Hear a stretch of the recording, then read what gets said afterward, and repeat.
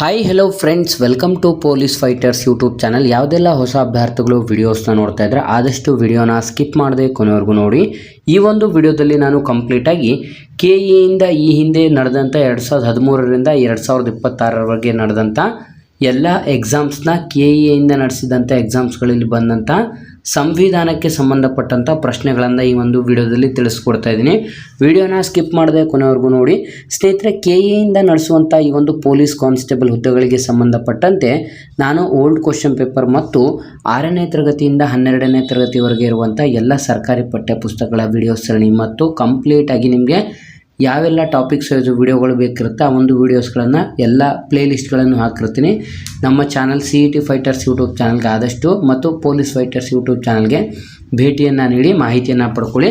ಬನ್ನಿ, ಇವತ್ತಿನ ಈ ಒಂದು ವಿಡಿಯೋದಲ್ಲಿ ಮೊದಲನೇ ಒಂದು ಪ್ರಶ್ನೆಗಳನ್ನು ನೋಡ್ತಾ ಹೋಗೋಣ. ಸಂವಿಧಾನಕ್ಕೆ ಸಂಬಂಧಪಟ್ಟಂತೆ ಭಾರತದ ಸಂವಿಧಾನದಲ್ಲಿ ರಾಜ್ಯ ನಿರ್ದೇಶಕ ತತ್ವಗಳನ್ನು ಎಲ್ಲಿಂದ ಎರವಲು ಪಡೆಯಲಾಗಿರುತ್ತೆ? ಸ್ನೇಹಿತರೆ, ನಾನು ಪ್ರೀವಿಯಸ್ ವಿಡಿಯೋದಲ್ಲಿ ಕೂಡ ನಿಮಗೆ ತಿಳಿಸ್ತಿದ್ದೆ. ಈ ಒಂದು ರಾಜ್ಯ ನಿರ್ದೇಶಕ ತತ್ವಗಳು ಯಾವ ಒಂದು ದೇಶದ ಸಂವಿಧಾನದಿಂದ ಎರವಲು ಪಡೆಯಲಾಗಿದೆ ಅಂತ ಇಲ್ಲಿ ಪ್ರಶ್ನೆಗಳನ್ನು ಕೂಡ ಕೇಳ್ತಾ ಹೋಗಿರ್ತಾರೆ. ಸ್ನೇಹಿತರೆ, ನಾವು ಪ್ರೀವಿಯಸ್ ಒಂದು ಕ್ವಶನ್ ಪೇಪರ್ಗಳನ್ನು ನಾವು ಅನಾಲಿಸಿಸ್ ಮಾಡುವಂಥ ಟೈಮಲ್ಲಿ ನೀವೇನು ಮಾಡಬೇಕು ಅಂತಂದರೆ, ನಾವು ತಿಳಿಸುವಂಥ ಪ್ರತಿಯೊಂದು ಪಾಯಿಂಟ್ಸ್ಗಳನ್ನು ಕೂಡ ನೀವು ಕಂಪ್ಲೀಟಾಗಿ ಬರ್ಕೋತಾ ಹೋಗಬೇಕಾಗತ್ತೆ, ಅಥವಾ ಒಂದು ನೋಟ್ಸ್ ಕೂಡ ಮಾಡಿಕೊಂಡ್ರು ಕೂಡ ನಿಮಗೆ ಕಂಪ್ಲೀಟಾಗಿ ಹೆಲ್ಪ್ಫುಲ್ ಆಗಿರುತ್ತೆ. ಇಲ್ಲಿ ಮೊದಲನೇ ಪ್ರಶ್ನೆಗೆ ಸರಿಯಾದಂಥ ಉತ್ತರ ಆಪ್ಷನ್ ಡಿ, ಐರ್ಲೆಂಡ್ ಸಂವಿಧಾನದಿಂದ ಈ ಒಂದು ರಾಜ್ಯ ನೀತಿ ನಿರ್ದೇಶಕ ತತ್ವಗಳನ್ನು ಎರವಲು ಪಡೆದುಕೊಂಡಿರ್ತಾರೆ. ಸ್ನೇಹಿತರೆ, ಇನ್ನು ಯಾವೆಲ್ಲ ಒಂದು ಪದ್ಧತಿಯನ್ನು ಯಾವ ದೇಶದಿಂದ ಎರವಲು ಪಡೆಯಲಾಗಿದೆ ಅಂತ ನೋಡ್ತಾ ಹೋಗೋದಾದರೆ, ಏಕಪೌರತ್ವವನ್ನು UK ಅಥವಾ ಬ್ರಿಟನ್ ಸಂವಿಧಾನದಿಂದ ಪಡೆದುಕೊಂಡಿರ್ತಾರೆ. ಮೂಲಭೂತ ಹಕ್ಕುಗಳು ಅಮೆರಿಕ ಸಂವಿಧಾನದಿಂದ, ಸಮವರ್ತಿ ಪಟ್ಟಿ ಅಥವಾ ಜಂಟಿ ಅಧಿವೇಶನ ಆಸ್ಟ್ರೇಲಿಯಾ ಸಂವಿಧಾನದಿಂದ, ಜರ್ಮನಿಯ ವೈಮರ್ ದೇಶದ ಸಂವಿಧಾನದಿಂದ, ತುರ್ತು ಪರಿಸ್ಥಿತಿಯನ್ನು ಪಡೆದುಕೊಂಡಿರ್ತಾರೆ. ಮೂಲಭೂತ ಕರ್ತವ್ಯಗಳನ್ನು ರಷ್ಯಾ ದೇಶದ ಸಂವಿಧಾನದಿಂದ ಪಡೆದುಕೊಂಡಿರ್ತಾರೆ. ನೆಕ್ಸ್ಟ್, ಸಂವಿಧಾನದ ತಿದ್ದುಪಡಿಯನ್ನು ದಕ್ಷಿಣ ಆಫ್ರಿಕಾದಿಂದ ಪಡೆದುಕೊಂಡಿರುತ್ತಾರೆ. ರಾಜ್ಯ ನೀತಿ ನಿರ್ದೇಶಕ ತತ್ವಗಳನ್ನು ಐರಿಷ್ ಸಂವಿಧಾನ ಅಥವಾ ಐಲ್ಯಾಂಡಿಂದ ಪಡ್ಕೊಂಡಿರ್ತಾರೆ. ನೆಕ್ಸ್ಟ್, ಗಣತಂತ್ರ ಅಥವಾ ಗಣರಾಜ್ಯ ಈ ಒಂದು ಪದಗಳನ್ನು ಸಮಾನತೆ ಅಥವಾ ಭಾತೃತ್ವತೆ ಇವೆಲ್ಲವನ್ನು ಕೂಡ ಫ್ರಾನ್ಸ್ ದೇಶದ ಸಂವಿಧಾನದಿಂದ ಪಡ್ಕೊಂಡಿರ್ತಾರೆ. ಇದು ತುಂಬ ಇಂಪಾರ್ಟೆಂಟ್ ಆಗಿರುತ್ತದೆ. ನೆಕ್ಸ್ಟ್, ಎರಡನೇ ಪ್ರಶ್ನೆ ಕಡೆಗೆ ಬರೋದಾದರೆ, ಭಾರತದ ರಾಷ್ಟ್ರ ಧ್ವಜದ ಉದ್ದ ಮತ್ತು ಅಗಲದ ಅನುಪಾತ ಎಷ್ಟು? ಸ್ನೇಹಿತರೆ, ಇದು ಪ್ರೀವಿಯಸ್ನ ಒಂದು ಪೊಲೀಸ್ ಎಕ್ಸಾಮ್ಸಲ್ಲೂ ಬಂದಿರುವಂಥ ಪ್ರಶ್ನೆ ಆಗಿರುತ್ತೆ. ಭಾರತದ ರಾಷ್ಟ್ರ ಧ್ವಜದ ಉದ್ದ ಮತ್ತು ಅಗಲ ಅನುಪಾತಗಳಲ್ಲಿ ನಾವು ನೋಡ್ತಾ ಹೋಗೋದಾದರೆ ಎಷ್ಟಿರುತ್ತೆ ಅಂತ ಇಲ್ಲಿ ಪ್ರಶ್ನೆ ಕೇಳಲಾಗಿರುತ್ತೆ. ಸರಿಯಾದಂಥ ಉತ್ತರ ಆಪ್ಷನ್ ಡಿ, 3:2. 3:2 ಸರಿಯಾಗಿರುತ್ತೆ. ನೀವು 2:3 ಹಾಕಿದರೆ ತಪ್ಪಾಗಿರುತ್ತೆ. ಹಾಗಾಗಿ ಆಪ್ಷನ್ ಡಿ ಸರಿಯಾದಂಥ ಉತ್ತರವಾಗಿರುತ್ತೆ. ನಮ್ಮ ಭಾರತದ ರಾಷ್ಟ್ರ ಧ್ವಜದ ವಿನ್ಯಾಸವನ್ನು ಮಾಡಿದವರು ಯಾರು ಅಂತಂದರೆ ಪಿಂಗಾಳಿ ವೆಂಕಯ್ಯನವರು ಸರಿಯಾದಂಥ ಉತ್ತರ ಕೂಡ ಆಗಿರುತ್ತೆ. ನೆಕ್ಸ್ಟ್, ಮೂರನೇ ಪ್ರಶ್ನೆ, ಜಪಾನಿನ ಪಾರ್ಲಿಮೆಂಟನ್ನು ಏನೆಂದು ಕರೆಯುತ್ತಾರೆ? ಸ್ನೇಹಿತರೆ, ಜಪಾನಿನ ಪಾರ್ಲಿಮೆಂಟನ್ನು ಏನೆಂದು ಕರೆಯುತ್ತಾರೆ ಅಂತ ಇಲ್ಲಿ ಪ್ರಶ್ನೆಗಳನ್ನು ಕೇಳಲಾಗಿರುತ್ತೆ. ಜಪಾನಿನ ಪಾರ್ಲಿಮೆಂಟಿಗೆ ಏನಂತ ಕರೀತಾರೆ ಅಂತ ನಾವು ನೋಡಿದ್ರೆ ಸರಿಯಾದಂಥ ಉತ್ತರ ಆಪ್ಷನ್ ಡಿ, ಡಯಟ್ ಎಂದು ಕರೀತಾರೆ. ಆಪ್ಷನ್ ಡಿ, ಡಯಟ್ ಎಂದು ಕರೆಯುತ್ತಾರೆ. ಸ್ನೇಹಿತರೆ, ನಾವು ಪ್ರಮುಖವಾಗಿ ಗಮನಿಸುವುದಾದರೆ ಇದೇ ರೀತಿ ಯಾವೆಲ್ಲ ದೇಶದ ಒಂದು ಸಂಸತ್ತನ್ನು ಏನೆಂದು ಕರೀತಾರೆ ಅಂತ ನೋಡಿದ್ರೆ, ಆಫ್ಘಾನಿಸ್ತಾನದ ಸಂಸತ್ತನ್ನು ಶೋರಾ ಅಂತ ಕರೆಯಲಾಗುತ್ತದೆ. ಜಪಾನ್ದು ಡಯಟ್ ಎಂದು ಕರೆಯಲಾಗುತ್ತದೆ. ಅಮೆರಿಕಾದಲ್ಲಿ ಕಾಂಗ್ರೆಸ್, ಇಸ್ರೇಲಲ್ಲಿ ಕ್ನೆಸೆಟ್ ಎಂದು ಕರೆಯುತ್ತಾರೆ. ನಮ್ಮ ಭಾರತದಲ್ಲಿ ಸಂಸತ್ ಎಂದು ಕರೆಯುತ್ತಾರೆ. ಡೆನ್ಮಾರ್ಕಲ್ಲಿ ಪ್ಲೊಕೆಟಿಂಗ್ ಎಂದು ಕರೆಯುತ್ತಾರೆ. ಬ್ರಿಟನ್ನಲ್ಲಿ ಪಾರ್ಲಿಮೆಂಟ್ ಎಂದು ಕರೆಯುತ್ತಾರೆ. ಪಾಕಿಸ್ತಾನದಲ್ಲಿ ನ್ಯಾಷನಲ್ ಅಸೆಂಬ್ಲಿ ಎಂದು ಕರೆಯುತ್ತಾರೆ. ನೇಪಾಳದಲ್ಲಿ ಫೆಡರಲ್ ಪಾರ್ಲಿಮೆಂಟ್ ಅಂತಲೂ ಕೂಡ ಕರೆಯುತ್ತಾರೆ. ರಷ್ಯಾದಲ್ಲಿ ಡೂಮ್ ಎಂದು ಕರೆಯುತ್ತಾರೆ. ಸ್ನೇಹಿತರೆ, ಈ ಒಂದು ರಷ್ಯಾದ ಸಂವಿಧಾನ ಏನೆಂದು ಕರೆಯುತ್ತಾರೆ ಅಂತ ಡೂಮ್ ಅನ್ನೋದನ್ನ ಪ್ರೀವಿಯಸ್ನ ಪೊಲೀಸ್ ಎಕ್ಸಾಮ್ಸಲ್ಲೂ ಕೂಡ ಕೇಳಿದರು. ಹಾಗಾಗಿ ಇದು ಕೂಡ ತುಂಬ ಇಂಪಾರ್ಟೆಂಟ್ ಕೂಡ ಆಗಿರುತ್ತೆ. ಸ್ನೇಹಿತರೆ, ನಾವು ಪ್ರತಿಯೊಂದು ಕ್ವಶನ್ಸ್ಗಳಿಗೂ ಕೂಡ ನಿಮಗೆ ಎಲಾಬೊರೇಟಾಗಿ ತಿಳಿಸ್ತಾ ಹೋಗ್ತೀವಿ. ಯಾಕೆ ಅಂತಂದರೆ, ನೀವು ಈ ಒಂದು ಪ್ರಶ್ನೆಗೆ ಸ್ಟಡಿ ಮಾಡುವಂಥ ಸಂದರ್ಭದಲ್ಲಿ ಇಲ್ಲಿರುವಂಥ ಪ್ರತಿಯೊಂದು ಆಪ್ಷನ್ಸ್ಗಳಿಗೂ ಕೂಡ ನಿಮಗೆ ಏನೆಲ್ಲ ಕೇಳ್ತಾರೆ ಅನ್ನೋದು ಕೂಡ ಗೊತ್ತಾಗಬೇಕಾಗತ್ತೆ. ಅದರ ಜೊತೆಗೆ ನೀವು ಕೂಡ ಸ್ಟಡಿ ಮಾಡಿದರೆ ನಿಮಗೆ ತುಂಬ ಹೆಲ್ಪ್ಫುಲ್ ಆಗ್ತಾ ಹೋಗುತ್ತೆ. ನೆಕ್ಸ್ಟ್, ನಾಲ್ಕನೇ ಪ್ರಶ್ನೆ, ಭಾರತ ಸಂವಿಧಾನದಲ್ಲಿ ಈಗ ಎಷ್ಟು ಮೂಲಭೂತ ಕರ್ತವ್ಯಗಳಿವೆ ಸ್ನೇಹಿತರೆ? ಪ್ರಸ್ತುತ ನಮ್ಮ ಭಾರತ ಸಂವಿಧಾನದಲ್ಲಿ ಮೂಲಭೂತ ಕರ್ತವ್ಯಗಳು ಎಷ್ಟಿದೆ ಅಂತ ಇಲ್ಲಿ ಪ್ರಶ್ನೆ ಕೇಳಲಾಗಿರುತ್ತೆ. ಸರಿಯಾದಂಥ ಉತ್ತರ ಆಪ್ಷನ್ ಸಿ 11 ಮೂಲಭೂತ ಕರ್ತವ್ಯಗಳನ್ನು ನಾವು ಕಾಣಬಹುದಾಗಿರುತ್ತೆ. 11 ಮೂಲಭೂತ ಕರ್ತವ್ಯಗಳಾಗಿರುತ್ತೆ. ಅದರಲ್ಲಿ 11ನೇದು ಯಾವುದು ಅಂತಂದರೆ 6 ರಿಂದ 14 ವರ್ಷದ ಒಳಗಿರುವಂಥ ಎಲ್ಲ ಮಕ್ಕಳಿಗೆ ಉಚಿತ ಮತ್ತು ಕಡ್ಡಾಯ ಶಿಕ್ಷಣವನ್ನು ನೀಡೋದು ಈ ಒಂದು 11ನೇದು ಮೂಲಭೂತ ಕರ್ತವ್ಯಗಳಾಗಿರುತ್ತೆ. ಮೂಲಭೂತ ಹಕ್ಕುಗಳು ಎಷ್ಟು ಅಂತ ನೋಡಿದ್ರೆ ಮೂಲಭೂತ ಹಕ್ಕುಗಳು 6 ಆಗಿದ್ದರೆ ಮೂಲಭೂತ ಕರ್ತವ್ಯಗಳು 11 ಸರಿಯಾದಂಥ ಉತ್ತರವಾಗಿರುತ್ತದೆ. ನೆಕ್ಸ್ಟ್ 5ನೇ ಪ್ರಶ್ನೆ, ಕೆಳಗಿನ ಯಾವ ರಾಜ್ಯದ ಅಧಿಕೃತ ಭಾಷೆ ಇಂಗ್ಲಿಷ್ ಆಗಿದೆ ಸ್ನೇಹಿತರೆ? ಈ ಕೆಳಕಂಡ ಯಾವ ರಾಜ್ಯದಲ್ಲಿ ಅಧಿಕೃತವಾದಂಥ ಒಂದು ಭಾಷೆಯನ್ನು ಇಂಗ್ಲಿಷ್ ಎಂದು ಘೋಷಣೆ ಮಾಡಲಾಗಿದೆ ಅಂತ ಇಲ್ಲಿ ಪ್ರಶ್ನೆ ಕೇಳಲಾಗಿರುತ್ತೆ. ಸರಿಯಾದಂಥ ಉತ್ತರ ಆಪ್ಷನ್ ಬಿ ನಾಗಾಲ್ಯಾಂಡ್. ಆ ನಾಗಾಲ್ಯಾಂಡದಲ್ಲಿ ಅಧಿಕೃತವಾದಂಥ ಒಂದು ಭಾಷೆ ಯಾವುದು ಅಂತಂದರೆ ಇಂಗ್ಲಿಷ್ ಆಗಿ ಇವರು ಮಾಡಿರ್ತಾರೆ. ಆದರೆ ನಮ್ಮ ಭಾರತ ದೇಶದ ಅಧಿಕೃತ ಭಾಷೆ ಯಾವುದು ಅಂತ ಕೇಳಿದರೆ ತುಂಬ ಜನ ವಿದ್ಯಾರ್ಥಿಗಳು ನೀವು ಹಿಂದಿ ಅಂತ ಹಾಕ್ತಾರೆ. ಆದರೆ ಸ್ನೇಹಿತರೆ, ನಮ್ಮ ಭಾರತ ದೇಶದ್ದು ಯಾವುದೇ ರೀತಿಯಾದಂಥ ಒಂದು ಅಧಿಕೃತ ಭಾಷೆ ಇರೋದಿಲ್ಲ. ಹಾಗಾಗಿ ಹಿಂದಿ ಆಗಲಿ ಇಂಗ್ಲೀಷ್ ಆಗಿ ಯಾವುದೂ ಕೂಡ ಅಧಿಕೃತ ಭಾಷೆ ಅಂತ ನಮ್ಮ ಭಾರತ ದೇಶದಿಂದ ಘೋಷಣೆ ಮಾಡಿಲ್ಲ. ಹಾಗಾಗಿ ಯಾವುದೇ ಒಂದು ಹಿಂದಿ ಆಗಿರಲಿ ಯಾವುದೇ ಭಾಷೆ ಆಗಿರಲಿ ಅಧಿಕೃತವಾಗಿ ಘೋಷಣೆ ಮಾಡಲಾಗಿಲ್ಲ. ನೆಕ್ಸ್ಟ್ 6ನೇ ಪ್ರಶ್ನೆ, ಭಾರತ ಸಂವಿಧಾನದಲ್ಲಿ ನಮೂದಿಸಲಾದಂಥ ಮೂಲಭೂತ ಹಕ್ಕುಗಳ ಸಂರಕ್ಷಕರು ಯಾರು ಸ್ನೇಹಿತರೆ? ಈ ಒಂದು ಪ್ರಶ್ನೆ ಪದೇ ಪದೇ ರಿಪೀಟೆಡ್ ಆಗ್ತಾ ಇದೆ ಅನ್ನುವಂಥ ಸಂದರ್ಭದಲ್ಲಿ ನೀವು ನೋಡ್ಕೋಬೇಕಾದದ್ದು ಏನು ಅಂತಂದರೆ ಇದು ತುಂಬ ಇಂಪಾರ್ಟೆಂಟ್ ಆದಂಥ ಪ್ರಶ್ನೆ ಅಂತ ನೀವು ತಿಳ್ಕೊಬೇಕಾಗಿರುತ್ತೆ. ಇಲ್ಲಿ ಭಾರತ ಸಂವಿಧಾನದಲ್ಲಿ ನಮೂದಿಸಲಾದಂಥ ಒಂದು ಮೂಲಭೂತ ಹಕ್ಕುಗಳ ಸಂರಕ್ಷಕ ಯಾರು ಅಂತ ನೋಡಿದ್ರೆ ಸರಿಯಾದಂಥ ಉತ್ತರ ಆಪ್ಷನ್ ಡಿ ಸರ್ವೋಚ್ಚ ನ್ಯಾಯಾಲಯ ಸ್ನೇಹಿತರೆ. ಆಪ್ಷನ್ ಡಿ ಸರ್ವೋಚ್ಚ ನ್ಯಾಯಾಲಯ, ಸುಪ್ರೀಂ ಕೋರ್ಟ್ ಇದಕ್ಕೆ ಸರಿಯಾದಂಥ ಉತ್ತರವಾಗಿರುತ್ತೆ. ನೆಕ್ಸ್ಟ್ 7ನೇ ಪ್ರಶ್ನೆ, ಪೂರ್ಣವಾಗಿ ಭಾರತ ಸಂವಿಧಾನ ಎಂದು ಜಾರಿಗೆ ಬಂದಿತು ಯಾವ ಸ್ನೇಹಿತರೆ? ಪೂರ್ಣವಾಗಿ ಭಾರತ ಸಂವಿಧಾನ ಯಾವಾಗ ಜಾರಿಗೆ ಬಂದಿತು ಅಂತ ಇಲ್ಲಿ ಪ್ರಶ್ನೆ ಕೇಳಲಾಗಿರುತ್ತೆ. ಸರಿಯಾದಂಥ ಉತ್ತರ ಆಪ್ಷನ್ ಎ ಜನವರಿ 26, 1950ರಂದು ನಮ್ಮ ಭಾರತ ಸಂವಿಧಾನ ಪೂರ್ಣವಾಗಿ ಜಾರಿಗೆ ಬಂದಂಥ ಒಂದು ದಿನ ಕೂಡ ಆಗಿರುತ್ತದೆ. ನೆಕ್ಸ್ಟ್ 8ನೇ ಪ್ರಶ್ನೆ, ಭಾರತ ಸಂವಿಧಾನದ ಎಷ್ಟನೇ ವಿಧಿಯಲ್ಲಿ ಮೂಲಭೂತ ಕರ್ತವ್ಯಗಳನ್ನು ನಮೂದಿಸಲಾಗಿದೆ ಸ್ನೇಹಿತರೆ? ಭಾರತ ಸಂವಿಧಾನದ ಎಷ್ಟನೇ ವಿಧಿಯಲ್ಲಿ ಮೂಲಭೂತ ಕರ್ತವ್ಯದ ಬಗ್ಗೆ ಮಾಹಿತಿ ನೀಡಲಾಗಿದೆ ಅನ್ನೋಂಥದ್ದು ಕೂಡ ಇದು ತುಂಬ ಬಾರಿ ರಿಪೀಟೆಡ್ ಆಗಿರುವಂಥ ಪ್ರಶ್ನೆ ಕೂಡ ಆಗಿರುತ್ತೆ ಸ್ನೇಹಿತರೆ. ಸರಿಯಾದಂಥ ಉತ್ತರ ಆಪ್ಷನ್ ಸಿ ವಿಧಿ 51A. ಆಪ್ಷನ್ ಸಿ ವಿಧಿ 51A ಇಲ್ಲಿ ಸರಿಯಾದಂಥ ಉತ್ತರವಾಗಿರುತ್ತೆ. ಸ್ನೇಹಿತರೆ, ನೀವು ಕಂಪ್ಲೀಟಾಗಿ ಒಂದು ಟಾಪಿಕ್ಸ್ನ ಬಗ್ಗೆ ಕಲಿತಾ ಇದ್ದೀರಾ ಅನ್ನುವಂಥ ಸಂದರ್ಭದಲ್ಲಿ ನೀವೇನು ಮಾಡಬೇಕು ಅಂತಂದರೆ ಅದರಲ್ಲಿ ಪ್ರೀವಿಯಸ್ ಇಯರಲ್ಲಿ ಯಾವ ಥರ ಕ್ವಶನ್ಸ್ಗಳನ್ನು ಕೇಳಿದ್ರು, ಏನೆಲ್ಲ ಕ್ವಶನ್ಸ್ಗಳು ಬಂದಿದ್ವು ಇವೆಲ್ಲವನ್ನು ಕೂಡ ನೋಡ್ತಾ ಹೋಗಬೇಕಾಗುತ್ತೆ. ನಾವಿಲ್ಲಿ ಪ್ರತಿಯೊಂದು ವಿಡಿಯೋದಲ್ಲೂ ಕೂಡ ತಿಳಿಸ್ತಾ ಇರ್ತೀವಿ. ಇದು ಇಂಪಾರ್ಟೆಂಟ್ ಪ್ರಶ್ನೆ ಅಂತ ತಿಳಿಸಿದ ಸಂದರ್ಭದಲ್ಲಿ ಇದು ಹಿಂದಿನ ಒಂದು ಪೊಲೀಸ್ ಎಕ್ಸಾಮ್ಸ್ಗಳಲ್ಲಿ ಮತ್ತು SDA FDA KEಯಿಂದ ನಡೆಸಿದಂಥ ಎಕ್ಸಾಮ್ಸ್ಗಳಲ್ಲಿ ಬಂದಂಥ ಪ್ರಶ್ನೆ ಅನ್ನುವಂಥ ಸಂದರ್ಭದಲ್ಲಿ ನೀವು ಆಯಾ ಒಂದು ಟಾಪಿಕ್ಸ್ಗಳನ್ನು ಓದ್ತಾ ಇರ್ತಾರಲ್ಲ ಅಲ್ಲಿ ನೀವು ಟಿಕ್ ಮಾಡಿಕೊಂಡ್ರೆ ನಿಮಗೆ ಕಂಪ್ಲೀಟಾಗಿ ಯಾವೆಲ್ಲ ಕ್ವಶನ್ಸ್ಗಳು ಬಂದಿದ್ವು, ಯಾವ ರೀತಿ ಬಂದಿದ್ವು ಅಂತಲೂ ಕೂಡ ಮಾಹಿತಿ ಸಿಗ್ತಾ ಹೋಗುತ್ತೆ. ನೆಕ್ಸ್ಟ್ 9ನೇ ಪ್ರಶ್ನೆ, ಭಾರತದ ರಾಷ್ಟ್ರಪತಿಯಾಗಲು ಅಗತ್ಯವಿರುವಂಥ ಕನಿಷ್ಠ ವಯಸ್ಸು ಎಷ್ಟು? ಭಾರತದ ರಾಷ್ಟ್ರಪತಿಯಾಗಲು ಬೇಕಿರುವಂಥ ಒಂದು ಕನಿಷ್ಠ ವಯಸ್ಸು ಎಷ್ಟು ಅಂತ ನೋಡಿದ್ರೆ ಸರಿಯಾದಂಥ ಉತ್ತರ ಆಪ್ಷನ್ ಡಿ 35 ವರ್ಷ ಸರಿಯಾದಂಥ ಉತ್ತರವಾಗಿರುತ್ತೆ. ಸ್ನೇಹಿತರೆ, ನೀವು ಲೋಕಸಭೆಯ ಅಭ್ಯರ್ಥಿಯಾಗಲು ಕನಿಷ್ಠ ವಯಸ್ಸು ಎಷ್ಟು ಬೇಕು ಅಂತಂದರೆ 25 ವರ್ಷ ಬೇಕಾಗಿರುತ್ತೆ. ಅದೇ ರೀತಿ ಪ್ರಧಾನಮಂತ್ರಿ ಆಗಲು ಕೂಡ 25 ವರ್ಷ ಬೇಕಾಗಿರುತ್ತೆ. ಆದರೆ ಇಲ್ಲಿ ಕೇಳಿರುವಂಥದ್ದು ಭಾರತದ ರಾಷ್ಟ್ರಪತಿಯಾಗಲು ಕೇಳಿರೋದ್ರಿಂದ ಇಲ್ಲಿ 35 ವರ್ಷ ಸರಿಯಾದಂಥ ಉತ್ತರವಾಗಿರುತ್ತೆ. ಆಪ್ಷನ್ ಡಿ ಸರಿಯಾಗಿರುತ್ತೆ. ನೆಕ್ಸ್ಟ್ 10ನೇ ಪ್ರಶ್ನೆ, ಎಷ್ಟು ವರ್ಷ ವಯಸ್ಸಾಗುವ ತನಕ ಸರ್ವೋಚ್ಚ ನ್ಯಾಯಾಲಯದ ನ್ಯಾಯಾಧೀಶರು ಹುದ್ದೆಯನ್ನು ಹೊಂದಿರುತ್ತಾರೆ ಅಂತಂದರೆ ಸ್ನೇಹಿತರೆ, ಎಷ್ಟು ಅವರಿಗೆ ವಯಸ್ಸಾಗುವವರೆಗೆ ನಮ್ಮ ಭಾರತ ದೇಶದ ಸರ್ವೋಚ್ಚ ನ್ಯಾಯಾಲಯದ ನ್ಯಾಯಾಧೀಶರು ಕರ್ತವ್ಯವನ್ನು ನಿರ್ವಹಿಸಬಹುದು ಅಂತ ಇಲ್ಲಿ ಪ್ರಶ್ನೆ ಕೂಡ ಆಗಿರುತ್ತೆ. ಸ್ನೇಹಿತರೆ, ಸರಿಯಾದಂಥ ಉತ್ತರ ಆಪ್ಷನ್ ಸಿ 65 ವರ್ಷದವರೆಗೆ ಸ್ನೇಹಿತರು. ಆಪ್ಷನ್ ಸಿ 65 ವರ್ಷದವರೆಗೆ ನಮ್ಮ ಭಾರತ ದೇಶದ ಉಚ್ಚ ನ್ಯಾಯಾಲಯದ ನ್ಯಾಯಾಧೀಶರು ಕರ್ತವ್ಯವನ್ನು ಕೂಡ ನಿರ್ವಹಿಸಬಹುದು. ಸ್ನೇಹಿತರಿಗೆ ನಿಮಗೆ ಇನ್ನೊಂದು ಪ್ರಶ್ನೆ ತುಂಬ ಇಂಪಾರ್ಟೆಂಟ್ ಆದಂಥ ಒಂದು ರೀಸೆಂಟ್ ಕರೆಂಟ್ ಅಫೇರ್ಸ್ಗೂ ಕೂಡ ಸಂಬಂಧಪಡುತ್ತೆ.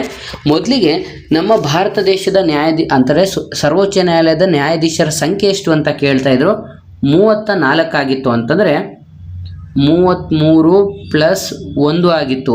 ಆದರೆ ಇದೀಗ ಪ್ರಸ್ತುತ ಈ ಒಂದು ನ್ಯಾಯಾಧೀಶರ ಒಂದು ಸಂಖ್ಯೆಯನ್ನು ಕೂಡ ಜಾಸ್ತಿ ಮಾಡಲಾಗಿರುತ್ತೆ. 37 + 1 ಟೋಟಲ್ 38 ಮಾಡಲಾಗಿರುತ್ತೆ. ಸ್ನೇಹಿತರೆ, ಇದನ್ನು ನೀವು ಅಪ್ಡೇಟ್ ಮಾಡ್ಕೋಬೇಕು. ಪ್ರಸ್ತುತ ಸರ್ವೋಚ್ಚ ನ್ಯಾಯಾಲಯದ ನ್ಯಾಯಾಧೀಶರ ಸಂಖ್ಯೆ ಎಷ್ಟು ಅಂತಂದರೆ 38 ಆಗಿರುತ್ತೆ. ಅಂತಂದರೆ 37 + 1 ಅಂತ ನೀವು ತಿಳ್ಕೊಬೇಕಾಗಿರುತ್ತೆ. ಟೋಟಲ್ 38. ಇದು ಪ್ರಸ್ತುತ ಕರೆಂಟ್ ಅಫೇರ್ಸ್ಗೂ ಕೂಡ ಸಂಬಂಧಪಡುವಂಥ ಪ್ರಶ್ನೆ ಕೂಡ ಆಗಿರುತ್ತೆ. ಇದರ ಬಗ್ಗೆನೂ ಕೂಡ ನೀವು ಕಂಪ್ಲೀಟಾಗಿ ಒಂದ್ಸಲ ಚೆಕ್ ಕೂಡ ಮಾಡ್ಕೋಬೇಕು. ಇದೇ ರೀತಿ ಕರೆಂಟ್ ಅಫೇರ್ಸ್ನು ಕೂಡ ಪ್ರತಿಯೊಂದು ಕೂಡ ವಿಡಿಯೋ ಕೂಡ ನಮ್ಮ ಯೂಟ್ಯೂಬ್ ಚಾನಲಲ್ಲಿ ಅಪ್ಲೋಡ್ ಮಾಡಿದ್ದೀವಿ. ಆ ಒಂದು ವಿಡಿಯೋಸ್ಗಳನ್ನು ನೋಡಿಕೊಂಡು ನೀವು ಕರೆಂಟ್ ಅಫೇರ್ಸನ್ನು ಅಪ್ಡೇಟ್ ಮಾಡ್ಕೊಳ್ಳಿ.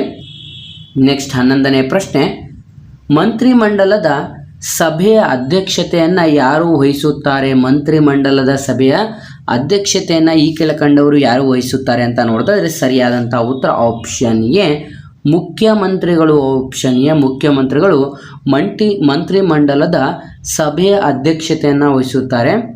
ನೆಕ್ಸ್ಟ್ 12ನೇ ಪ್ರಶ್ನೆ, ಕಾನೂನು ಮತ್ತು ಸುವ್ಯವಸ್ಥೆ ಎಂಬ ವಿಷಯವು ಭಾರತ ಸಂವಿಧಾನದ ಯಾವ ವಿಷಯದಲ್ಲಿ ಸೇರಿದೆ? ಸ್ನೇಹಿತರೆ, ಕಾನೂನು ಮತ್ತು ಸುವ್ಯವಸ್ಥೆ ಎಂಬಂಥ ಈ ಒಂದು ವಿಷಯವು ಭಾರತ ಸಂವಿಧಾನದ ಯಾವ ವಿಷಯಕ್ಕೆ ಸೇರಿದೆ ಅಂತ ಪ್ರಶ್ನೆ ಆಗಿರುತ್ತೆ. ಸರಿಯಾದಂಥ ಉತ್ತರ ಆಪ್ಷನ್ ಸಿ, ಸಮವರ್ತಿ ಪಟ್ಟಿ. ಆಪ್ಷನ್ ಸಿ, ಸಮವರ್ತಿ ಪಟ್ಟಿ ಸರಿಯಾದಂಥ ಉತ್ತರವಾಗಿರುತ್ತೆ. ಇಲ್ಲಿ ಸ್ನೇಹಿತರೆ ನೀವು ಗಮನಿಸ್ಬೋದು, ಕೇಂದ್ರ ಪಟ್ಟಿ ಅಂದರೆ ಏನು, ಸಮವರ್ತಿ ಪಟ್ಟಿ ಅಂದ್ರೇನು, ರಾಜ್ಯ ಪಟ್ಟಿ ಅಂದರೆ ಏನು ಅಂತ ಇಲ್ಲಿ ಪ್ರಶ್ನೆ ಕೇಳಲಾಗುತ್ತೆ. ಕೇಂದ್ರ ಪಟ್ಟಿ ಅಂತಂದರೆ ಕೇಂದ್ರ ಮಾತ್ರ ಇದರ ಮೇಲೆ ಅಧಿಕಾರವನ್ನು ಚಲಾಯಿಸುವಂಥದ್ದಕ್ಕೆ ಕೇಂದ್ರ ಪಟ್ಟಿ ಅಂತಲೂ ಕೂಡ ಕರೆಯಲಾಗುತ್ತದೆ.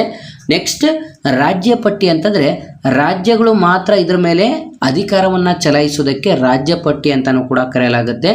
ಅದೇ ಸಮವರ್ತಿ ಪಟ್ಟಿ ಅಂತಂದರೆ ರಾಜ್ಯ ಮತ್ತು ಕೇಂದ್ರ ಎರಡೂ ಸೇರಿ ಈಗ ಕೆಲವೊಂದೊಂದು ಸಲ ರಾಜ್ಯ ಅದರ ಒಂದು ಅಧಿಕಾರವನ್ನು ಚಲಾಯಿಸುತ್ತದೆ, ಆದರೆ ಹೆಚ್ಚಿನದಾಗಿ ಇದ್ರ ಮೇಲೆ ಅಧಿಕಾರವನ್ನು ಇಟ್ಟಿರುವಂಥದ್ದು ಕೇಂದ್ರ ಆಗಿರುತ್ತೆ. ಹಾಗಾಗಿ ಎರಡೂ ಕೂಡ ಕೇಂದ್ರ ಮತ್ತು ರಾಜ್ಯ ಎರಡೂ ಸೇರಿ ಈ ಒಂದು ಅಧಿಕಾರವನ್ನು ಚಲಾಯಿಸೋದಕ್ಕೆ ಸಮವರ್ತಿ ಪಟ್ಟಿ ಅಂತಲೂ ಕೂಡ ಕರೆಯಲಾಗುತ್ತೆ. ಇಲ್ಲಿ ಕೇಂದ್ರ ಪಟ್ಟಿ, ರಾಜ್ಯ ಪಟ್ಟಿ ಮತ್ತು ಸಮವರ್ತಿ ಪಟ್ಟಿ ಎಂಬಂಥ 3 ಪಟ್ಟಿಗಳನ್ನು ಕೂಡ ನಾವು ಗಮನಿಸಬಹುದಾಗಿರುತ್ತದೆ. ನೆಕ್ಸ್ಟ್ 13ನೇ ಪ್ರಶ್ನೆ, ಸ್ವಾತಂತ್ರ್ಯ ದಿನಾಚರಣೆಯಂದು ದೆಹಲಿಯ ಕೆಂಪುಕೋಟೆಯಿಂದ ರಾಷ್ಟ್ರಕ್ಕೆ ಸಂದೇಶ ನೀಡುವವರು ಯಾರು? ಸ್ನೇಹಿತರೆ, ಇದು ಕೂಡ ಇಂಪಾರ್ಟೆಂಟ್ ಆಗಿರುತ್ತೆ.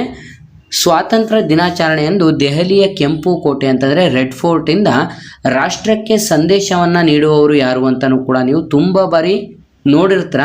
ಆದರೆ ಕೆಲವೊಬ್ಬರು ಏನು ಮಾಡ್ತಾರೆ ಅಂತಂದರೆ ನೀವು ತುಂಬ ಕನ್ಫ್ಯೂಸ್ ಆಗಿಬಿಟ್ಟು ಇದಕ್ಕೆ ಸರಿಯಾದಂಥ ಉತ್ತರ ಭಾರತದ ಪ್ರಧಾನಮಂತ್ರಿ ಆಗಿರ್ತಾರೆ. ಆದರೆ ಕೆಲವರು ಏನು ಮಾಡ್ತಾರೆ, ನೀವು ರಾಷ್ಟ್ರಪತಿಗಳು ಅಂತ ರಾಷ್ಟ್ರಪತಿಗಳ ಟಿಕ್ ಮಾಡ್ತಾರೆ. ಆದರೆ ಇದು ತಪ್ಪಾಗಿರುತ್ತೆ. ಸರಿಯಾದಂಥ ಉತ್ತರ ರಾಷ್ಟ್ರಪತಿಗಳಾಗಿರ್ತಾರೆ. ನಿಮ್ಗೆ ಯಾವ ರೀತಿ ಗೊತ್ತಾಗಬೇಕು ಅಂತಾರೆ, ಯಾವ ರೀತಿ ಹಿಂಟ್ ಕೊಡಬೇಕು ಅಂತ ನೋಡೋದಾದರೆ ಸ್ನೇಹಿತರೆ, ನೀವು ಪ್ರತಿಯೊಂದು ಸ್ವಾತಂತ್ರ್ಯ ದಿನಾಚರಣೆಯಂದು ನೀವು ಗಮನಿಸ್ಬೋದು, ಆಲ್ಮೋಸ್ಟ್ 6:30ರಿಂದ 7 ಗಂಟೆ ಒಳಗಡೆ ನರೇಂದ್ರ ಮೋದಿಯವರು ಈ ಒಂದು ರಾಷ್ಟ್ರಕ್ಕೆ ಸಂದೇಶವನ್ನು ನೀಡ್ತಾ ಇರ್ತಾರೆ. ಹಾಗಾಗಿ ನೀವು ಗಮನಿಸ್ಬೋದು, ಇದಕ್ಕೆ ಸರಿಯಾದಂಥ ಉತ್ತರ ಯಾರು ಅಂತಂದರೆ ಭಾರತದ ಪ್ರಧಾನಮಂತ್ರಿ ಆಗಿರ್ತಾರೆ. ಸ್ನೇಹಿತರೆ, ನಿಮಗೆ ಇನ್ನೊಂದು ಪ್ರಶ್ನೆಯನ್ನು ನಾನು ನಿಮಗೆ ಕೇಳ್ತೀನಿ. ಈ ಒಂದು ಪ್ರಶ್ನೆಗೆ ಸರಿಯಾದಂಥ ಉತ್ತರವನ್ನು ಕಮೆಂಟ್ ಮಾಡಿ ತಿಳಿಸಿ.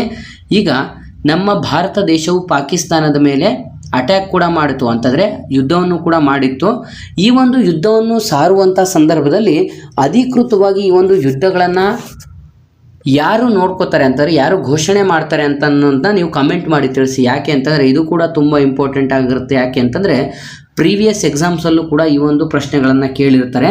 ಹಾಗಾಗಿ ಅಧಿಕೃತವಾಗಿ ನಾವು ನೋಡ್ತಾ ಹೋಗೋದಾದರೆ ಇದಕ್ಕೆ ಸಂಬಂಧಪಟ್ಟಂತೆ ರಾಷ್ಟ್ರಪತಿಯವರು ನೇಮಕಾವಸ್ಥೆಗೆ ಮಾತ್ರ ಇದ್ದರೆ, ಆದರೆ ಎಲ್ಲ ಅಧಿಕಾರವನ್ನು ಚಲಾಯಿಸುವಂಥವ್ರು ಭಾರತದ ಪ್ರಧಾನಮಂತ್ರಿಗಳಾಗಿರ್ತಾರೆ.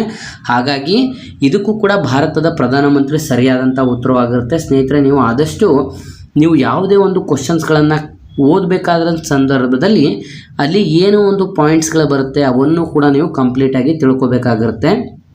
ನೆಕ್ಸ್ಟ್ 14ನೇ ಪ್ರಶ್ನೆ, ಕೆಳಗಿನ ಯಾವುದನ್ನು ಭಾರತ ಸಂವಿಧಾನದಲ್ಲಿ ಖಾತರಿಪಡಿಸಲಾಗಿರುವುದಿಲ್ಲ? ಸ್ನೇಹಿತರೆ, ಇಲ್ಲಿ ಇಲ್ಲ ಅಂತ ಕೇಳಿರ್ತಾರೆ. ಈ ರೀತಿಯಾಗಿ ತುಂಬ ಜನ ಕನ್ಫ್ಯೂಸ್ ಆಗಿರ್ತೀರಿ. ಕ್ವಶನ್ಸ್ಗಳನ್ನು ನೀಟಾಗಿ ಕೊನೆವರೆಗೂ ನೋಡಿ. ಕೆಳಗಿನ ಯಾವುದನ್ನು ಭಾರತ ಸಂವಿಧಾನದಲ್ಲಿ ಖಾತರಿಪಡಿಸುವುದಿಲ್ಲ ಅಂತ ಪ್ರಶ್ನೆ ಕೂಡ ಆಗಿರುತ್ತೆ. ಸರಿಯಾದಂಥ ಉತ್ತರ ಆಪ್ಷನ್ ಡಿ, ಆಸ್ತಿಯನ್ನು ಹೊಂದುವ ಮತ್ತು ವಿಲೇವಾರಿ ಸ್ವಾತಂತ್ರ್ಯ, ಇದನ್ನು ಭಾರತ ಸಂವಿಧಾನದಿಂದ ತೆಗೆದುಹಾಕಲಾಗಿರುತ್ತೆ. ಹಾಗಾಗಿ ಆಪ್ಷನ್ ಡಿ ಸರಿಯಾದಂಥ ಉತ್ತರ ಕೂಡ ಆಗಿರುತ್ತೆ. ನೆಕ್ಸ್ಟ್ 15ನೇ ಪ್ರಶ್ನೆ, ಪಂಚಾಯತ್ ರಾಜ್ ಯಾವ ತತ್ವದ ಮೇಲೆ ಆಧಾರಿತವಾಗಿದೆ ಸ್ನೇಹಿತರ? ಪಂಚಾಯತ್ ರಾಜ್ ಇದು ಯಾವ ಒಂದು ತತ್ವದ ಮೇಲೆ ಆಧಾರಿತವಾಗಿದೆ ಅಂತ ಇಲ್ಲಿ ಪ್ರಶ್ನೆಯನ್ನು ಕೇಳಲಾಗಿರುತ್ತೆ. ಸರಿಯಾದಂಥ ಉತ್ತರ ಆಪ್ಷನ್ ಬಿ, ಪ್ರಜಾಪ್ರಭುತ್ವ ವಿಕೇಂದ್ರೀಕರಣ. ಆಪ್ಷನ್ ಬಿ, ಪ್ರಜಾಪ್ರಭುತ್ವ ವಿಕೇಂದ್ರೀಕರಣದ ಮೇಲೆ ಈ ಒಂದು ಪಂಚಾಯತ್ ರಾಜ್ ತತ್ವ ಆಧಾರಿತ ಕೂಡ ಆಗಿರುತ್ತೆ. ಸ್ನೇಹಿತರೆ, ಇಲ್ಲಿ 2 ಮಜಲು ಮತ್ತು 3 ಮಜಲು ಎಂಬಂಥ ಈ ಒಂದು ಪಂಚಾಯಿತಿ ಪದ್ಧತಿಯನ್ನು ತಂದಂಥ ಸಂಸ್ಥೆಗಳು ಯಾವುದು ಅಂತಲೂ ಕೂಡ ನೀವು, ಅಥವಾ ಯಾವ ಒಂದು ಸಮಿತಿ ಇದರ ಬಗ್ಗೆ ಕಂಪ್ಲೀಟಾಗಿ ಮಾಹಿತಿಯನ್ನು ನೀಡುತ್ತದೆ ಅಂತಲೂ ಕೂಡ ನೀವು ನೋಡ್ಕೋಬೋದು. ಅಶೋಕ್ ರಾಜ್ ಮೆಹ್ತಾ ಮತ್ತು ಇಂಥ ಸಮಿತಿಗಳು 3 ಮಜಲು ಪಂಚಾಯಿತಿಗೆ ಶಿಫಾರಸು ಕೂಡ ನೀಡಿರುತ್ತೆ. ಅದನ್ನು ಕೂಡ ನೀವು ಕಂಪ್ಲೀಟಾಗಿ ನೋಡ್ಕೋಬೋದು. ಇದ್ರ ಬಗ್ಗೆಯೂ ಕೂಡ ಪ್ರೀವಿಯಸ್ ಎಕ್ಸಾಮ್ಸ್ಗಳಲ್ಲಿ ಕ್ವಶನ್ಸನ್ನು ಕೂಡ ಕೇಳಲಾಗಿರುತ್ತೆ. ನೆಕ್ಸ್ಟ್ 16ನೇ ಪ್ರಶ್ನೆ, ಕೆಳಕಂಡ ನ್ಯಾಯಿಕ ಆಜ್ಞೆ ಅಥವಾ ರಿಟ್ಗಳಲ್ಲಿ ತಪ್ಪಾಗಿ ಬಂಧಿಸಲ್ಪಟ್ಟ ವ್ಯಕ್ತಿಯನ್ನು ಬಿಡುಗಡೆ ಮಾಡಲು ನ್ಯಾಯಾಲಯ ಆದೇಶ ನೀಡುತ್ತದೆ. ಸ್ನೇಹಿತರೆ, ಇದು ತುಂಬ ಬಾರಿ ರಿಪೀಟೆಡ್ ಆದಂಥ ಪ್ರಶ್ನೆ ಆಗಿರುತ್ತೆ. ಈ ಒಂದು ರಿಟ್ಗಳು 139ನೇ ಆರ್ಟಿಕಲಲ್ಲಿ ಬರುತ್ತೆ. ಈ ಒಂದು ರಿಟ್ಗಳಿಗೆ ಸಂಬಂಧಪಟ್ಟಂತೆ ನೀವು ಪ್ರತಿಯೊಂದು ಎಕ್ಸಾಮ್ಸಲ್ಲೂ ಕೂಡ ಗಮನಿಸ್ಬೋದು. ಇದಕ್ಕೆ ಸರಿಯಾದಂಥ ಉತ್ತರ ಹೇಬಿಯಸ್ ಕಾರ್ಪಸ್ ಆಗಿರುತ್ತೆ. ಆಪ್ಷನ್ ಡಿ, ಹೇಬಿಯಸ್ ಕಾರ್ಪಸ್ ಸರಿಯಾಗಿರುತ್ತೆ. ಯಾವುದೇ ಒಂದು ಎಕ್ಸಾಮ್ಸ್ ತೊಗೊಳ್ಳಿ, ನಿಮಗೆ ರಿಟ್ಗಳ ಬಗ್ಗೆ ಅವನೇನಾದರೂ ಪ್ರಶ್ನೆ ಕೇಳಿದ್ದಾನೆ ಅಂತಂದರೆ 100ರಲ್ಲಿ 99.9% ಕಂಪ್ಲೀಟಾಗಿ ನಿಮಗೆ ಹೇಬಿಯಸ್ ಕಾರ್ಪಸ್ನ ಮೇಲೆ ಅವನು ಕ್ವಶನ್ ಕೇಳ್ತಾನೆ. ಯಾಕೆ ಅಂತಂದರೆ ಇಲ್ಲಿ ನೀವು ಗಮನಿಸ್ಬೋದು, ಹೇಬಿಯಸ್ ಕಾರ್ಪಸ್ ಅನ್ನುವಂಥದ್ದು ಇದೊಂದು ವ್ಯಕ್ತಿಗೆ ನೀಡುವಂಥ ಒಂದು ಸ್ವಾತಂತ್ರ್ಯಕ್ಕೆ ಸಂಬಂಧಪಟ್ಟಂಥ ಒಂದು ರಿಟ್ ಕೂಡ ಆಗಿರುತ್ತೆ. ಹಾಗಾಗಿ ಹೇಬಿಯಸ್ ಕಾರ್ಪಸ್ ಅನ್ನುವಂಥದ್ದು ಯಾವುದೇ ವ್ಯಕ್ತಿ ಕಳ್ತನ ಆಗಿರಲಿ ಅಥವಾ ಅವನು ಬಂಧನಕ್ಕೀಡಾಗಿರಲಿ ವಿತಿನ್ 24 hours ಒಳಗಡೆ ನ್ಯಾಯಾಲಯದ ಮುಂದೆ ಅಥವಾ ನ್ಯಾಯಾಧೀಶರ ಮುಂದೆ ಅವರನ್ನು ಹಾಜರುಪಡಿಸಬೇಕಾಗಿರುತ್ತೆ. ಹಾಗಾಗಿ ವ್ಯಕ್ತಿಯ ಬಹುದೊಡ್ಡ ಚಿಹ್ನೆ, ವ್ಯಕ್ತಿ ಸ್ವಾತಂತ್ರ್ಯದ ಬಹುದೊಡ್ಡ ಚಿಹ್ನೆ ಅಂತ ಹೇಬಿಯಸ್ ಕಾರ್ಪಸ್ಗೆ ಕರೆಯಲಾಗುತ್ತದೆ. ಹಾಗಾಗಿ ಆಪ್ಷನ್ ಡಿ ಸರಿಯಾದಂಥ ಉತ್ತರವಾಗಿರುತ್ತೆ. ನೆಕ್ಸ್ಟ್ 17ನೇ ಪ್ರಶ್ನೆ, ಯಾರು ಭಾರತದ ಸಂವಿಧಾನದ ರಚನಾ ಮಂಡಳಿಯ ಶಾಶ್ವತ ಅಧ್ಯಕ್ಷಕರಾಗಿದ್ದರು? ಸ್ನೇಹಿತರೆ, ಇದು ಕೂಡ ತುಂಬ ಇಂಪಾರ್ಟೆಂಟ್ ಆಗಿರುತ್ತೆ. ಯಾರು ಭಾರತ ಸಂವಿಧಾನದ ರಚನಾ ಮಂಡಳಿಯ ಶಾಶ್ವತ ಅಧ್ಯಕ್ಷಕರಾಗಿದ್ದರು ಅಂತ ಇಲ್ಲಿ ಪ್ರಶ್ನೆ ಕೇಳಲಾಗಿರುತ್ತೆ. ಸರಿಯಾದಂಥ ಉತ್ತರ option C, doctor Babu Rajendra Prasad. Option C, doctor Babu Rajendra Prasad ಸರಿಯಾದಂಥ ಉತ್ತರವಾಗಿರುತ್ತದೆ. ನೆಕ್ಸ್ಟ್ 18ನೇ ಪ್ರಶ್ನೆ, ಸಂವಿಧಾನದ ಯಾವ ಹಕ್ಕು ಮೂಲಭೂತ ಹಕ್ಕು ಆಗಿರುವುದಿಲ್ಲ? ಸಂವಿಧಾನದ ಯಾವ ಹಕ್ಕು ಮೂಲಭೂತ ಹಕ್ಕು ಆಗಿರೋದಿಲ್ಲ ಅಂತ ಇಲ್ಲಿ ಪ್ರಶ್ನೆ ಕೇಳಲಾಗಿರುತ್ತೆ. ಸರಿಯಾದಂಥ ಉತ್ತರ ಆಪ್ಷನ್ ಎ, ಆಸ್ತಿಯ ಹಕ್ಕು. ಸ್ನೇಹಿತರೆ, ನೀವು ಗಮನಿಸ್ತಾ ಇರ್ಬೋದು, ಮೂಲಭೂತ ಹಕ್ಕುಗಳಲ್ಲಿ ಮೊಟ್ಟ ಮೊದಲಿಗೆ ಈ ಒಂದು ಆಸ್ತಿ ಹಕ್ಕನ್ನು ಕೂಡ ಸೇರಿಸಿ ಒಟ್ಟು ಟೋಟಲ್ 7 ಮೂಲಭೂತ ಹಕ್ಕುಗಳಿದ್ವು. ಅದರಲ್ಲಿ ಈ ಒಂದು ಆಸ್ತಿ ಹಕ್ಕನ್ನು ತೆಗೆದು ಹಾಕಿದ ನಂತರ ಟೋಟಲ್ 6 ಮೂಲಭೂತ ಹಕ್ಕುಗಳಾದವು. ನೆಕ್ಸ್ಟ್ ಮೂಲಭೂತ ಕರ್ತವ್ಯಗಳು 11 ಆಗಿರುತ್ತೆ. ಇದು ಕೂಡ ತುಂಬ ಇಂಪಾರ್ಟೆಂಟ್ ಕೂಡ ಆಗಿರುತ್ತದೆ. ನೆಕ್ಸ್ಟ್ 19ನೇ ಪ್ರಶ್ನೆ, ಈ ಕೆಳಕಂಡವರಲ್ಲಿ ಯಾರು ಭಾರತದ ರಾಷ್ಟ್ರಪತಿ ಆಗಿರಲಿಲ್ಲ? ಸ್ನೇಹಿತರೆ, ಈ ಕೆಳಕಂಡವರಲ್ಲಿ ಯಾರು ಭಾರತದ ರಾಷ್ಟ್ರಪತಿ ಆಗಿರಲಿಲ್ಲ ಅಂತ ಇಲ್ಲಿ ಪ್ರಶ್ನೆ ಕೂಡ ಆಗಿರುತ್ತೆ. ಸ್ನೇಹಿತರೆ, ಸರಿಯಾದಂಥ ಉತ್ತರ option D, boot Singh. Option D, boot Singh ಇದಕ್ಕೆ ಸರಿಯಾದಂಥ ಉತ್ತರವಾಗಿರುತ್ತೆ. ಅಂತಂದರೆ ಬೂಟ್ ಸಿಂಗನ್ನು ಹೊರತುಪಡಿಸಿ ಇನ್ನೆಲ್ಲರೂ ಕೂಡ ಭಾರತದ ರಾಷ್ಟ್ರಪತಿ ಆಗಿದ್ರು ಅಂತ ಇಲ್ಲಿ ಪ್ರಶ್ನೆಯನ್ನು ನಾವು ನೋಡ್ಕೋಬೋದು. ಸ್ನೇಹಿತರೆ, ನಿಮಗೆ ಪ್ರತಿಯೊಂದು ಎಕ್ಸಾಮ್ಸ್ಗಳಲ್ಲಿ ಪ್ರಸ್ತುತ ನಮ್ಮ ಭಾರತ ದೇಶದ ರಾಷ್ಟ್ರಪತಿ ಯಾರು ಮತ್ತು ಎಷ್ಟನೇವರು ಅಂತಲೂ ಕೂಡ ಕೇಳಿರ್ತಾರೆ. ಮತ್ತು ಪ್ರಪ್ರಥಮ ನಮ್ಮ ಭಾರತ ದೇಶದ ರಾಷ್ಟ್ರಪತಿಗಳು ಯಾರು ಅಂತಲೂ ಕೂಡ ಕೇಳ್ತಾ ಇರ್ತಾರೆ. ಅಥವಾ ಮಧ್ಯದಲ್ಲಿ 4ನೇವ್ರು ಯಾರು, 5ನೇವ್ರು ಯಾರು, ಈ ರೀತಿ ಆದಂಥ ಪ್ರತಿಯೊಂದು ಎಕ್ಸಾಮ್ಸ್ಗಳಲ್ಲೂ ಕೂಡ ಆಲ್ಮೋಸ್ಟ್ ಬರ್ತಾ ಇರುತ್ತೆ. ಇದಕ್ಕೆ ನಿಮಗೆ ಸಿಂಪಲ್ ಆದಂಥ ಒಂದು ಶಾರ್ಟ್ ಫಾರ್ಮನ್ನು ಹೇಳ್ಕೊಡ್ತೀನಿ, ಜ್ಞಾಪನ ಇಟ್ಕೊಳ್ಳಿ. ಮೊದಲನೇದಾಗಿ BRJVFNJPPRD. ಸ್ನೇಹಿತರೆ, ಒಟ್ಟು ಇಲ್ಲಿ ನಾವು ಗಮನಿಸ್ಬೋದು 1 2 3 4 5 6 7 8 9 10 11 12 13 14 15 ಅಂತಲೂ ಕೂಡ ನೀವು ಕಂಪ್ಲೀಟಾಗಿ ಪ್ರತಿಯೊಬ್ಬ ರಾಷ್ಟ್ರಪತಿಯವರ ಹೆಸರನ್ನು ಕೂಡ ನೀವು ಗಮನಿಸ್ಕೋಬೇಕಾಗತ್ತೆ. BRJVF NJVSN APPRD ಅಂತಲೂ ಕೂಡ ನೀಡಲಾಗಿರುತ್ತೆ. ಇಲ್ಲಿ ನೀವು ಬಿ ಅಂತಂದರೆ ಏನು ಅಂತ ಜ್ಞಾಪನ ಇಟ್ಕೋಬೇಕು ಅಂತಂದರೆ ಮೊಟ್ಟ ಮೊದಲ ರಾಷ್ಟ್ರಪತಿ ಡಾಕ್ಟರ್ ಬಾಬು ರಾಜೇಂದ್ರ ಪ್ರಸಾದ್ ಅಂತ ಜ್ಞಾಪನ ಇಟ್ಕೋಬೇಕಾಗತ್ತೆ. ನೆಕ್ಸ್ಟ್ ಆರ್ ಅಂತಂದರೆ ರಾಧಾಕೃಷ್ಣನ್ ಅಂತ ಜ್ಞಾಪನ ಇಟ್ಕೋಬೇಕಾಗತ್ತೆ. ನೆಕ್ಸ್ಟ್ ಜೆ ಅಂತಂದರೆ ಜಾಕೀರ್ ಹುಸೇನ್ ಅಂತ ಜ್ಞಾಪನ ಇಟ್ಕೋಬೇಕಾಗತ್ತೆ. ನೆಕ್ಸ್ಟ್ ವಿ ಅಂತಂದರೆ ವಿ ಗಿರಿ ಅಂತ ಜ್ಞಾಪನ ಇಟ್ಕೋಬೇಕಾಗತ್ತೆ. ನೆಕ್ಸ್ಟ್ ಎಫ್ ಅಂತಂದರೆ ಫಕ್ರುದ್ದೀನ್ ಅಲಿ ಅಹಮದ್ ಅನ್ನೋದನ್ನ ನೀವು ಜ್ಞಾಪನ ಇಟ್ಕೋಬೇಕಾಗತ್ತೆ. ಸ್ನೇಹಿತರೆ, ಇವರು ಅಧಿಕಾರದಲ್ಲಿದ್ದಾಗಲೇ ಮರಣ ಹೊಂದಿದಂಥ ರಾಷ್ಟ್ರಪತಿ ಅಂತಾರೆ ಫಕ್ರುದ್ದೀನ್ ಅಲಿ ಅಹಮದ್ ಅನ್ನೋರು. ಇವರು ಅಧಿಕಾರದಲ್ಲಿದ್ದಾಗಲೇ ಮರಣ ಹೊಂದಿದಂಥ ಭಾರತದ ಮೊಟ್ಟ ಮೊದಲ ರಾಷ್ಟ್ರಪತಿ ಕೂಡ ಆಗಿರ್ತಾರೆ. ಅವರು 5ನೇ ರಾಷ್ಟ್ರಪತಿ ಆಗಿರ್ತಾರೆ. ನೆಕ್ಸ್ಟ್ ಎನ್ ಅಂತ ನಾವು ನೋಡ್ತಾ ಇದ್ದರೆ ನೀಲ ಸಂಜೀವ ರೆಡ್ಡಿ ಆಗಿರ್ತಾರೆ.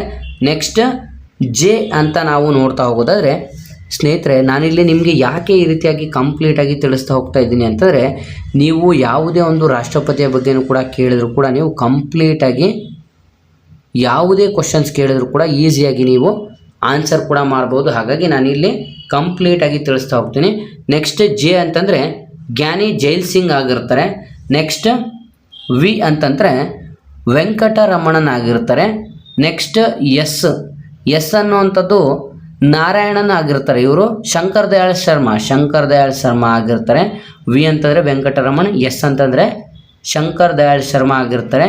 ನೆಕ್ಸ್ಟ್ ಎನ್ ಅಂತಂದರೆ ನಾರಾಯಣನ್ ಆಗಿರ್ತಾರೆ. ನೆಕ್ಸ್ಟ್ ಎ ಅಂತಂದರೆ ಅಬ್ದುಲ್ ಕಲಾಂ ಆಗಿರ್ತಾರೆ. ನೆಕ್ಸ್ಟ್ ಪಿ ಅಂತಂದರೆ ಪ್ರತಿಭಾ ದೇವಿ ಸಿಂಗ್ ಪಾಟೀಲ್ ಆಗಿರ್ತಾರೆ. ನೆಕ್ಸ್ಟ್ ಆರ್ ಅಂತಂದರೆ ಪ್ರಣಬ್ ಮುಖರ್ಜಿ ಆಗಿರ್ತಾರೆ. ನೆಕ್ಸ್ಟ್ ಇನ್ನೊಂದು ಆರು ರಾಮನಾಥ್ ಕೋವಿಂದ್ ಆಗಿದ್ರೆ ಪ್ರಸ್ತುತ ಇರುವಂಥದ್ದು ಡಿ ಅಂತಂದರೆ ದ್ರೌಪದಿ ಮುರ್ಮು ಇದಕ್ಕೆ ಸರಿಯಾಗಿರುತ್ತೆ. ಸ್ನೇಹಿತರೆ, ಪ್ರತಿಯೊಂದು ರಾಷ್ಟ್ರಪತಿಗಳ ಕಂಪ್ಲೀಟ್ ಆದಂಥ ಒಂದು ಡೀಟೇಲನ್ನು ನಾನು ಇಲ್ಲಿ ನೀಡಿದ್ದೀನಿ. ಯಾಕೆ ಅಂತಂದರೆ ಆಲ್ರೆಡಿ ನಾನು ತಿಳಿಸಿದ ಹಾಗೆ ಪ್ರೀವಿಯಸ್ ಒಂದು ಎಕ್ಸಾಮ್ಸ್ಗಳಲ್ಲಿ 2ನೇ ರಾಷ್ಟ್ರಪತಿ 3ನೇ ರಾಷ್ಟ್ರಪತಿ ಯಾರು ಅಂತ ಮ್ಯಾಚ್ ದ ಫಾಲೋಯಿಂಗ್ ಕೊಟ್ಟು ಇದರಲ್ಲಿ ಸರಿಯಾದಂಥ ಉತ್ತರ ಯಾವುದು, ಕರೆಕ್ಟಾಗಿ ಮ್ಯಾಚ್ ಆಗಿರುವಂಥದ್ದು ಯಾವುದು ಅಂತಲೂ ಕೂಡ ಕೇಳಿದರು. ಹಾಗಾಗಿ BRJVF NJVSN APPRD ಇಷ್ಟನ್ನು ಕೂಡ ನೀವು ಜ್ಞಾಪನದಲ್ಲಿ ಇಟ್ಕೊಂಡಿರಿ. ಯಾಕೆಂದರೆ ಮುಂದಿನ ದಿನಗಳಲ್ಲಿ ನಿಮಗೆ ತುಂಬ ಹೆಲ್ಪ್ಫುಲ್ ಆಗಿರುತ್ತೆ. ನೆಕ್ಸ್ಟ್ 20ನೇ ಪ್ರಶ್ನೆ ಕಡೆಗೆ ನಾವು ಹೋಗೋದಾದರೆ ಮಾನವ ಹಕ್ಕುಗಳ ಉಲ್ಲಂಘನೆಯ ಮೇಲ್ವಿಚಾರಕರು ಯಾರು ಅಂತ ಪ್ರಶ್ನೆ ಆಗಿರುತ್ತೆ. ಸರಿಯಾದಂಥ ಉತ್ತರ ಆಪ್ಷನ್ ಎ ರಾಷ್ಟ್ರೀಯ ಮಾನವ ಹಕ್ಕುಗಳ ಆಯೋಗ. ಆಪ್ಷನ್ ಎ ರಾಷ್ಟ್ರೀಯ ಮಾನವ ಹಕ್ಕುಗಳ ಆಯೋಗ ಮಾನವ ಹಕ್ಕು ಉಲ್ಲಂಘನೆಯಾದಂಥ ಸಂದರ್ಭದಲ್ಲಿ ಕಂಪ್ಲೀಟಾಗಿ ವಿಚಾರಣೆಯನ್ನು ಕೂಡ ಮಾಡುತ್ತದೆ. ನೆಕ್ಸ್ಟ್ 21ನೇ ಪ್ರಶ್ನೆ, ಈ ಕೆಳಕಂಡ ಯಾವ ವಯೋಮಿತಿಯವರಿಗೆ ಸಂವಿಧಾನದ ಅಡಿಯಲ್ಲಿ ಉಚಿತ ಹಾಗೂ ಕಡ್ಡಾಯ ಶಿಕ್ಷಣವನ್ನು ನೀಡುವರು? ಸ್ನೇಹಿತರೆ, ಈ ಕೆಳಕಂಡ ಯಾವ ಒಂದು ವಯೋಮಿತಿಯವರಿಗೆ ಉಚಿತ ಮತ್ತು ಕಡ್ಡಾಯ ಶಿಕ್ಷಣವನ್ನು ನೀಡಲಾಗುತ್ತದೆ ಅಂತ ಇಲ್ಲಿ ಪ್ರಶ್ನೆ ಆಗಿರುತ್ತೆ. ಸರಿಯಾದಂಥ ಉತ್ತರ ಆಪ್ಷನ್ ಡಿ 6ರಿಂದ 14 ವರ್ಷದ ಒಳಗಡೆ ಇರುವಂಥ ಮಕ್ಕಳಿಗೆ ಉಚಿತ ಮತ್ತು ಕಡ್ಡಾಯ ಶಿಕ್ಷಣವನ್ನು ನೀಡಬೇಕು ಅಂತಲೂ ಕೂಡ ಇಲ್ಲಿ ನೀಡಲಾಗಿರುತ್ತದೆ. ನೆಕ್ಸ್ಟ್ 22ನೇ ಪ್ರಶ್ನೆ, ಭಾರತದ ಮುಖ್ಯ ಚುನಾವಣಾ ಆಯುಕ್ತರನ್ನು ಯಾರು ನೇಮಕ ಮಾಡುತ್ತಾರೆ? ಭಾರತದ ಮುಖ್ಯ ಚುನಾವಣಾ ಆಯುಕ್ತರನ್ನು ಯಾರು ನೇಮಕ ಮಾಡುತ್ತಾರೆ ಅಂತ ಇಲ್ಲಿ ಪ್ರಶ್ನೆ ಆಗಿರುತ್ತೆ. ಸರಿಯಾದಂಥ ಉತ್ತರ ಆಪ್ಷನ್ ಬಿ ನಮ್ಮ ಭಾರತ ದೇಶದ ರಾಷ್ಟ್ರಪತಿಯವರು ಭಾರತದ ಮುಖ್ಯ ಚುನಾವಣಾ ಆಯುಕ್ತರನ್ನು ನೇಮಕ ಮಾಡುತ್ತಾರೆ. ಚುನಾವಣೆಗೆ ಅಂದರೆ ಭಾರತದ ಚುನಾವಣಾ ಆಯೋಗಕ್ಕೆ ಸಂಬಂಧಪಟ್ಟಂತೆ 324ರಿಂದ 329 ಏನವರೆಗೆ ಬರುವಂಥ ಎಲ್ಲ ಆರ್ಟಿಕಲ್ಗಳು ಭಾರತದ ಚುನಾವಣಾ ಆಯೋಗಕ್ಕೆ ಸಂಬಂಧಪಟ್ಟಂತೆ ಕಂಪ್ಲೀಟ್ ಆದಂಥ ಮಾಹಿತಿಯನ್ನು ನೀಡುತ್ತದೆ. ಈ ಒಂದು ಚುನಾವಣಾ ಆಯೋಗ ಬರುವಂಥದ್ದು 15ನೇ ಭಾಗದಲ್ಲಿ ಬರುತ್ತದೆ.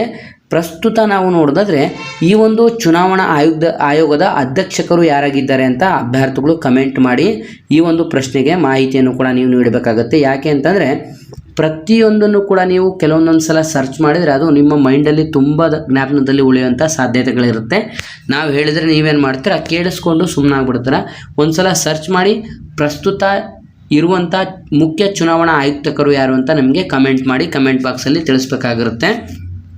ನೆಕ್ಸ್ಟ್ 23ನೇ ಪ್ರಶ್ನೆ, ವೈಯಕ್ತಿಕ ಸ್ವಾತಂತ್ರ್ಯದ ದೊಡ್ಡ ಚಿಹ್ನೆ. ಸ್ನೇಹಿತರೆ, ನಾನು ನಿಮ್ಗೆ ಆಲ್ರೆಡಿ ಹೇಳಿದ್ದೆ ವೈಯಕ್ತಿಕ ಸ್ವಾತಂತ್ರ್ಯದ ದೊಡ್ಡ ಚಿಹ್ನೆ ಯಾವುದು ಅಂತಂದರೆ option D habeas corpus. Option D habeas corpus ಸರಿಯಾದಂಥ ಉತ್ತರವಾಗಿರುತ್ತದೆ. ನೆಕ್ಸ್ಟ್ 24ನೇ ಪ್ರಶ್ನೆ, ಭಾರತದ ಮೊದಲ ರಾಷ್ಟ್ರಪತಿ ಯಾರು? ಸ್ನೇಹಿತರೆ, ನಾನು ನಿಮಗೆ ಆಲ್ರೆಡಿ ಫಸ್ಟ್ನೇ ಕ್ವಶನಲ್ಲಿ ತಿಳಿಸಿದೆ.